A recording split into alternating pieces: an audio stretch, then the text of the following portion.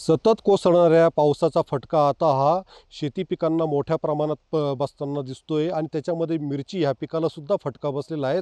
आपण आता या ठिकाणी नाशिकच्या निफाड तालुक्यातील गोळेगाव ह्या गावामध्ये आलेला आहे आणि या ठिकाणी जर बघितलं तर मिरचीचं पीक या ठिकाणी घेण्यात आलेलं आहे। पीक सुद्धा जोमदार आलेलं आहे, मात्र सततच्या पावसाच्या पाण्यामुळे या ठिकाणी मुळ्या ज्या आहेत तर त्या चोकअप झालेल्या आहेत आणि याच्यावर आता कुठेतरी शेतकऱ्यांना अतिरिक्त औषध फवारणीचा खर्च या ठिकाणी करावा लागतोय आणि त्याच्यामुळे कुठेतरी हा शेतकरी जो आहे तर तो आर्थिक अडचणीत सापडलेला आहे।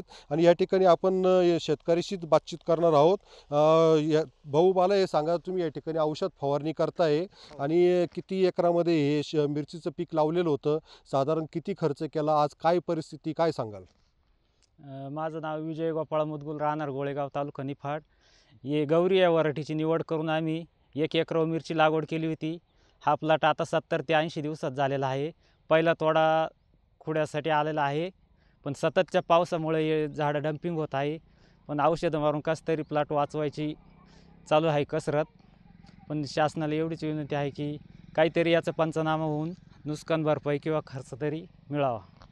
यासाठी किती खर्च केलाय तुम्ही आतापर्यंत? खर्च कमीत कमी लागवडी पाहून 50 ते 55 हजार रुपये खर्च होऊन गेलेला आहे, पण आता शाश्वत एवढ्या मिरचीच्या याच्यावर खर्चही निघणं मुश्किल झालेलं आहे। एकंदरीत पाहता 50 ते 55 हजार रुपये इतका खर्च झालेला आहे, मात्र हा खर्चसुद्धा आता निघणं मुश्किल झालेला आहे। कुठेतरी शासनाने या ठिकाणी पंचनामा करावा आणि आर्थिक मदत द्यावी अशी मागणी मिरची उत्पादक शेतकरी करताना दिसत आहेत। उमेश पारिक, TV9 मराठी, निफाड, नाशिक।